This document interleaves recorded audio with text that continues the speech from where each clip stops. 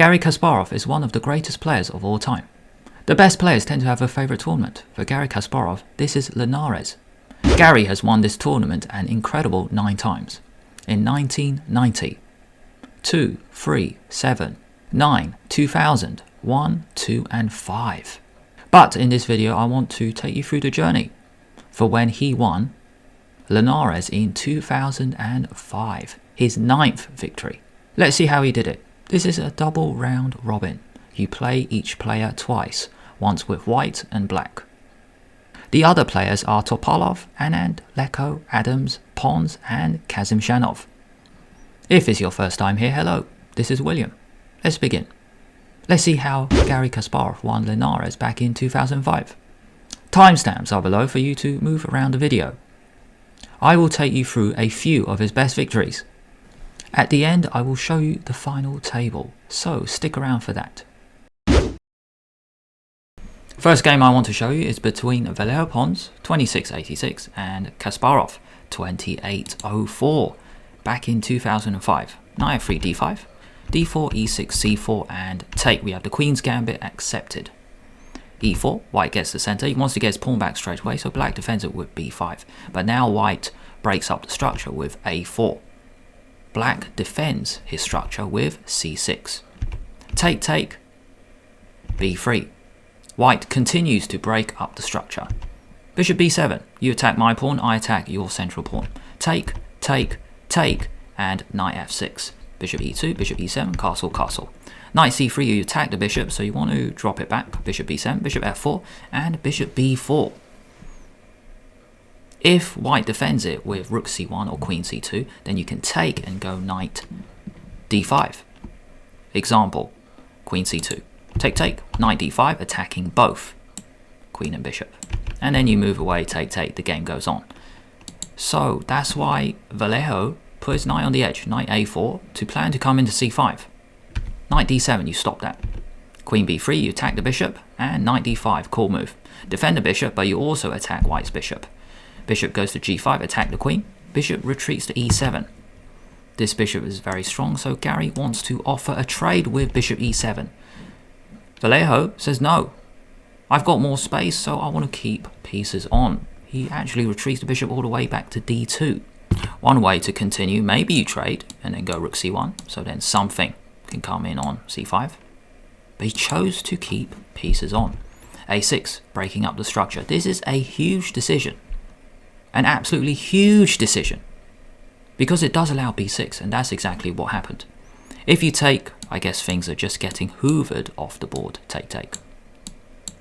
But after b6, notice in this position, white has knight, queen, and he can swing his rook to b1 to make sure that defends the b pawn.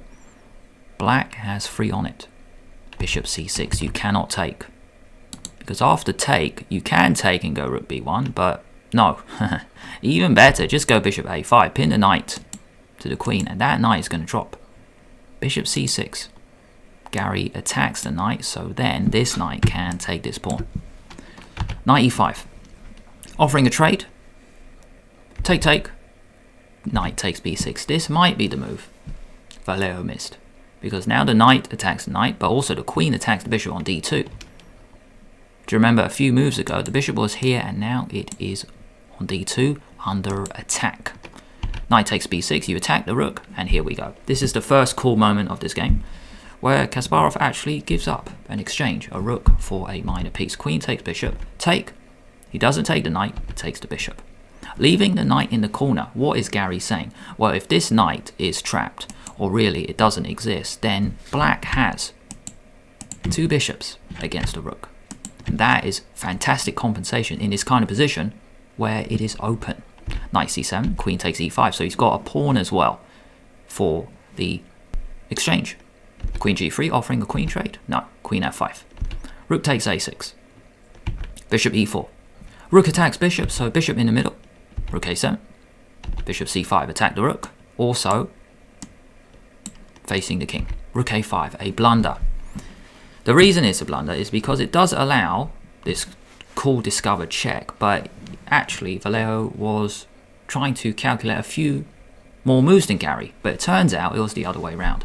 Garry saw a move further. Now instead of rook a5, you can play something else. Move the rook back, the game goes on.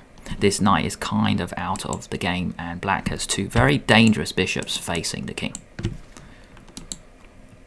So after rook a5, Vallejo was going for a tactical shot, but it did not work out. Bishop takes f2 check, take, and queen takes a5. So in this position, black is up 2 pawns. This is the tactic. Knight takes e6. Pause the video now, or let the timer run. Can you find a brilliant move for black? Because if he doesn't have a brilliant move, then black might be losing. He cannot take, because you just hang mate in 1. So, and you cannot move the rook anywhere, because queen f7. And game over. Take the rook, or even back rank mate. So no.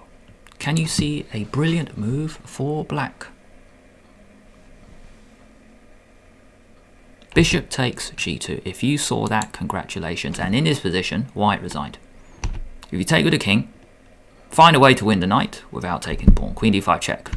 And then you pick it up. You are down 2 pawns in a queen and rook endgame. Game over at the highest level. If you take with the queen, well, now you can just take the knight. You can even go queen b6 check, which is probably better. Check, and then you pick up the knight. And if you take the rook, then black takes the rook. And then we're going to get this situation where white is going to be down 2 pawns. Game over. A cool victory from Kasparov. Next game. Kasimzhanov has white 26-78. Garry has black d4, d5, c4, c6, knight c3, knight f6. If you are aware of what Garry tends to play, well, he goes for the King's Indian or the Grunfeld, but not in this tournament against these top players. He goes for the Slav, e3, e6, knight f3, knight d7, bishop d3. When white commits the bishop, black can now play this tempo move. Take in the center and then you attack the bishop. So you're getting time for this move. Bishop retreats and bishop b7. And the time you get is you give yourself the chance to put the bishop on b7, castle a6. Lots of moves here for white. Queen e2, you can go e4, a4, just like in the previous game where white is trying to break the structure. Black plays a6, so then later he needs to go for a pawn break, c5, to bring his pieces in the game. e4, c5, a lot of central tension. Knight and bishop attack the pawn. Also, black can go for b4 later to attack the knight. d5. Queen c7. It is just way too dangerous to do this. You cannot do this. Rook e1 check. You are just so behind in development. d6 is there as well, if you don't even take it. If you take it, it's just terrible. Take, take. Bishop takes b5. Discovered attack from the queen. Rook e1 check is coming next. This is too dangerous. So after d5, queen c7.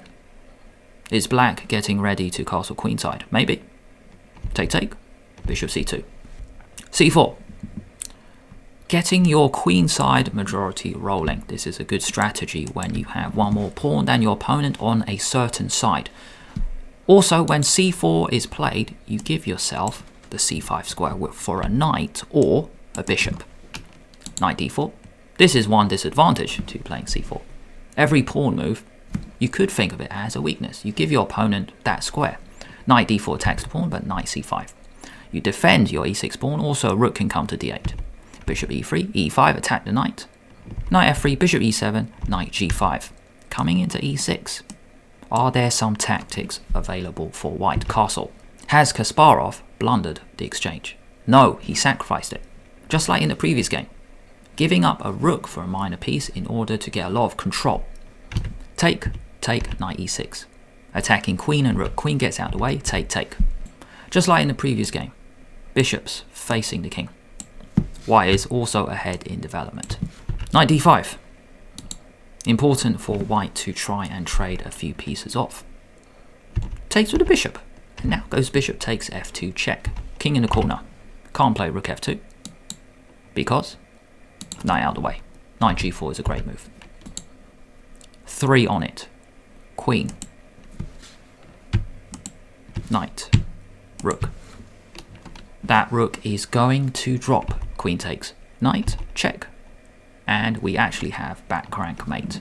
After king h1, mate on the back. Even though this bishop is hanging, doesn't matter. You can give back rank mate. King h1 played, e4.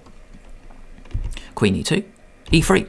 This bishop is really locking in this white king. Rook d1. White wants to push his passed pawn. Black says no. Even though the queen is normally a bad blockader because the queen is such a powerful piece, you don't just want it to be blocking in a pawn. Queen d6 is played. Also, the queen sitting on this square is facing h2. Rook is on the open f-file. Knight can come into g4 later. a4. g6 played. After a4, you can actually go h5. Because after take, who cares about this? Just go knight g4. And black is crashing through in style. You could have played h5 straight away. g3, just crash through. Take. Take, take. Rook f2 is next. Queen h3 is also mate, coming very soon. So that's a really cool variation. By the way, it's really cool actually. If you play h3 to stop it, maybe this is why Garry didn't play it, because why is h3? You still go knight g4, because now the h file opens up. Knight g4. Queen. Knight. Threaten mate. So if you take, you take. And then you're coming through.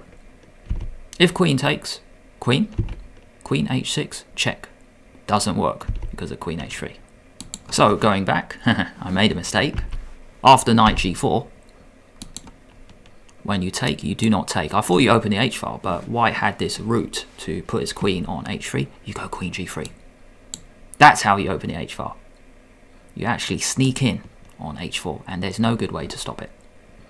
Can't go queen f3, there's a rook. g6 played. Take, take. g3. Knight h5. Looks like we are trying to crash through on these pawns. Queen g4. And that's what Garry does. Take. Take. Check. King g2. And rook f2 check. It is possible to go to g1. But you go e2. Check. Take, take. Take. And the game goes on. But really, black is winning. Take. That pawn is going nowhere. Black has 2 pawns. King g2 played. Rook f2 check. King h3. Knight f5. And with this retreating knight move, the queen can come to h2, but also the rook can go to h2.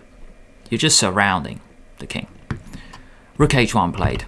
These checks don't get anywhere. Check. Check. King can actually hide on h6. There's no good check from the queen. Rook h1 played. h5. Now you attack the queen, and the queen is actually running out of squares. If you move the queen to a poor square, then rook f3 check is there. That's why he actually gave up his queen. So if you go queen d1, because you are guarding this, doesn't matter, you are not guarding g3. If you go queen g1, that's the check that you want. Check, game over. The king can go here, and then you don't need to win the queen, you just win the king. So after h5, there's no good spot for the queen, so he gives it up temporarily because white has rook g1. Take, take, king f7. So a transition into a rook endgame. This knight is so dangerous, so Kasim decided to take it off, take, take.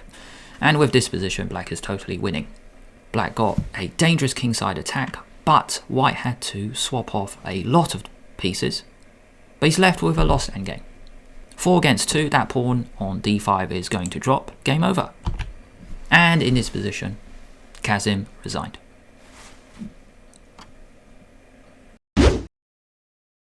Next game I want to show is Garry has white, Vallejo has black. Notice they play each other twice, so Garry has white this time. d4, d5, c4, c6, knight 3, knight 6, e3, and bishop f5. We have the Slav defense. Knight c3, e6. Black is setting up in this a very sensible way. Every top player has played the Slav. You have this triangle center. One disadvantage could be when you play this triangle center, you actually give white the chance to win the bishop pair. This knight move, knight to the edge, attack the bishop.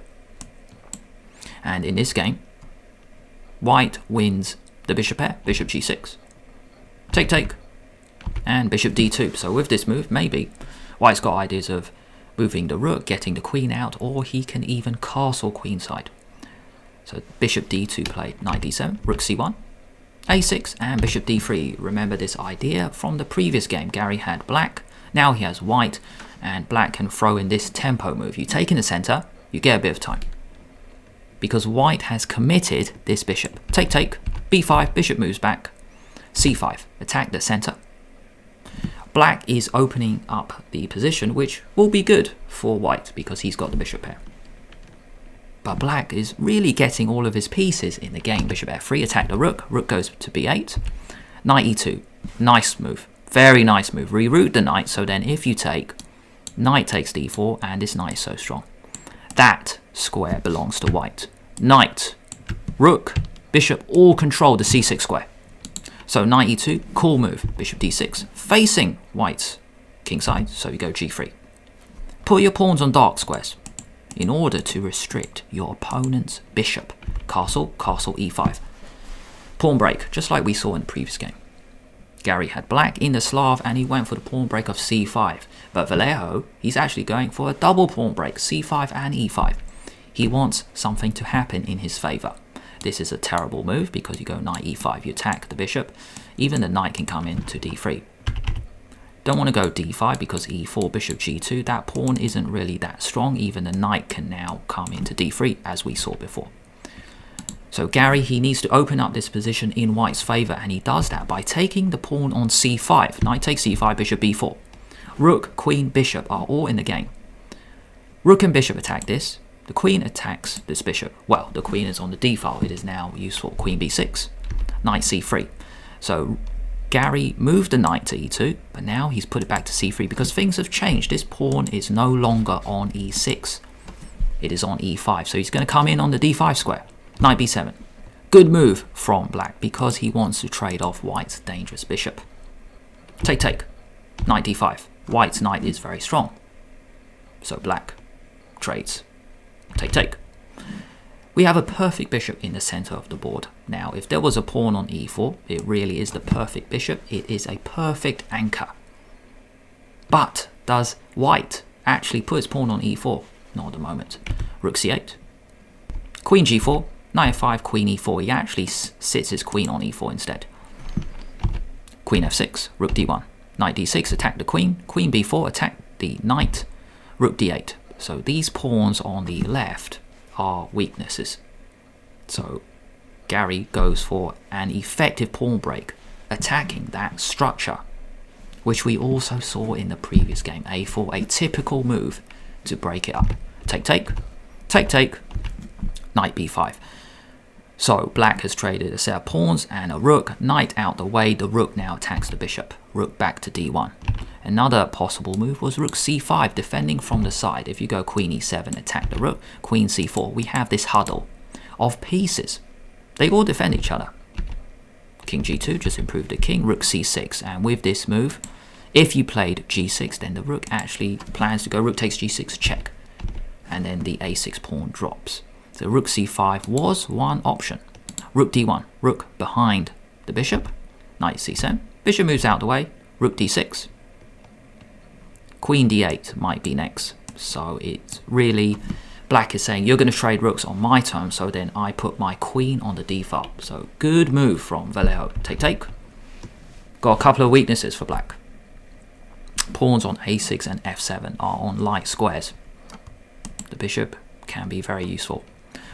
Also note, this position is open, so it's going to favour the bishop. Queen b3, lining it up against f7. Knight blocks, h4, get more space, e4. Not the best move. You are putting a pawn on the same colour square as the bishop. In the endgame, that's going to be a target. Bishop d5, g5. No good way to defend it. You can't go knight c5, because you lose this. If you go queen e5, you can actually attack this pawn. Another way, you can go queen b7. Really cool move. Really, really cool move. Queen on b7 attacks e4, but it also defends b7. A double purpose move. After bishop d5, black is in trouble. g5, trying to break that structure. For example, if you take, no good. That knight is now very effective. So no. Just push your pawn. h5, get more space. g4, take the pawn. Knight g5, you attack the bishop. Queen d5, offering a trade. Another option, you can just go bishop f5. But queen d5 played. Take, take. We get this queen endgame. Check. King g2 and king f8. Black has chances for perpetual check, so white must stay on this diagonal. 5 against 4. Let's see what happened. Check. Check. Take. I say he needs to stay on this diagonal, but after a few checks, there are no more checks. Example, if you do this, you can even do this, or you can even sidestep. I like queen f1. Queen takes a6, check, king back, take the pawn, check, and push. Nice move e4, controlling d5, f5, also that pawn can run anytime. King e7, check, check, check, b4, check, b5, queen in, check, offering a trade. This trade is now possible because take, black's king is very close to that pawn. So, even though you're pawn down in the queen endgame, the king is now very close. So, no, check. And after this check, game over. Because white is going to pick up that pawn and he's going to be 2 pawns up in the queen endgame. That is going to be way too much. Check. King moves somewhere. Take. 4 against 2. Very nice win from Garry. And the final game I want to show. Mickey Adams has white. 27-41. Garry has black. e4, c5. Knight 3, d6, d4. We have the open Sicilian. Take, take. Knight 6, knight c3, a6. One of Garry Kasparov's most famous openings. He has played this throughout his career with a lot of success. Adams goes for one of the sharpest variations, called the English attack, which is fitting as he is English. Bishop e3, e6, bishop e2, and now queen c7. With this setup, couple of bishops, you're not actually telling black at the moment where you are going to castle. You're going to castle straight away, or are you going to play queen d2 and castle? You're keeping it flexible. This is actually a great move order. And actually, I have faced this move order back in the British Championships. I think it was 2014. Back in Sheffield against Yang Fangzhou. I am from England. He played this move order against me, and then I went queen c7 as well. It is a very clever move order. Queen d2, b5. Planning to go b4 to attack that knight. a3 stops it, bishop b7. Typical moves in the Najdorf. Knight and bishop attack the center, so you go f3. Now you've got a pawn chain. Ready to go g4, g5 as well. That's why f3 is such a useful move. Knight c6. Normally in the Najdorf, the knight goes to d7. But today, knight c6 was played. Castle, and the reason knight c6 is played is because it gives black a very quick source of counterplay. If the knight is on d7, this chance is not there. That's why knight c6 is actually very important. There's some very high level games with knight d7, and white actually gets a very good position. I won't go into it here, but the idea is you take, and then you take, and then you take. So for example, castle, if you go bishop e7, you can play this sacrifice, which looks so difficult for black to play. You get 2 pawns, the queen moves out of the way, and then you get a third. You get this kind of position, something like this, and it is 3 pawns exactly for the piece. Knight c6, so even back in 2005, Garry knew this idea of getting counterplay quickly. The reason you can do that is because there is a pawn on a3. This is a hook. When your opponent pushes a pawn in front of their king, that is actually a target. Castle b4, attack the knight, take, take. Now this knight is closer towards the king. g4, bishop e7, g5, knight d7, h4, knight c5. Couple of knights dancing around the king. I love this formation, even though white has 2 knights near his king as well. Black knights are just hopping about. King b1, rook b8. You are putting the rook against the king once these 2 guys get out of the way very soon. h5 looks very dangerous, but guess what? Garry, he just castles straight into it. He doesn't fear this attack because with any pawn push, he knows how to defend this kind of position. With g6, you don't take, you just put bishop f6. Notice in the previous game, I said every pawn push is a weakness. If you go g6, now you give this square for the bishop. Bishop now faces the king. Knights are in the game. You got rook in the game. well, this bishop, you could say, is in the game. Once it gets out the way, who knows, man? Maybe you sacrifice, so then the rook is now actually facing the king. The queen can also hop in. Queen to a5. Rook g1, bishop a8. So the bishop just gets out the way. Bishop g5, offering a trade. No, bishop e5. G takes h7, check, take. It is not easy for white to come through. G6, h6, g6. It's not obvious. Whereas black, so many pieces around the white king. Knight b3. So if take, then take. And then this is what white is hoping for. Plant that bishop on c4, supported by a pawn on b3. But after knight b3, there's a brilliant move for black to crash through. Pause the video now or let the timer run. Can you see it?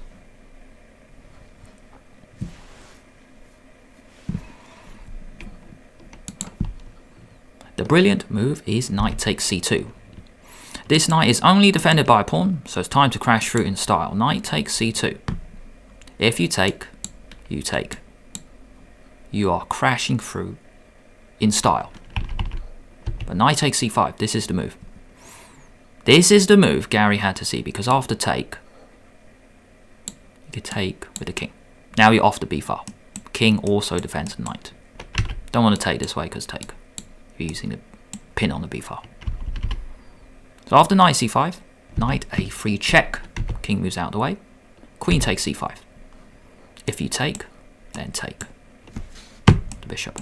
But knight a4 played, and perhaps this is what Mickey Adams calculated. And he thought he was alright. But after knight a4, there is a brilliant move for black. Absolutely incredible move. And I'm going to give you a clue.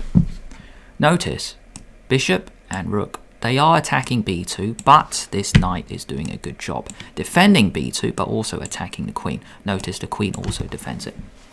So it looks like your first instinct might be to move the queen. And I'm telling you it's not. Do not move the queen. So, pause the video now or let the timer run. Can you find a brilliant move for black to create a mating net around the white king? The brilliant move is knight c2. Wow. You cannot take, because this knight controls these two squares. Bishop and rook team up on b2, and with this knight c2 move, you give yourself this chance. Every square covered. Wow. It's such a gorgeous formation. I don't think I've ever seen it.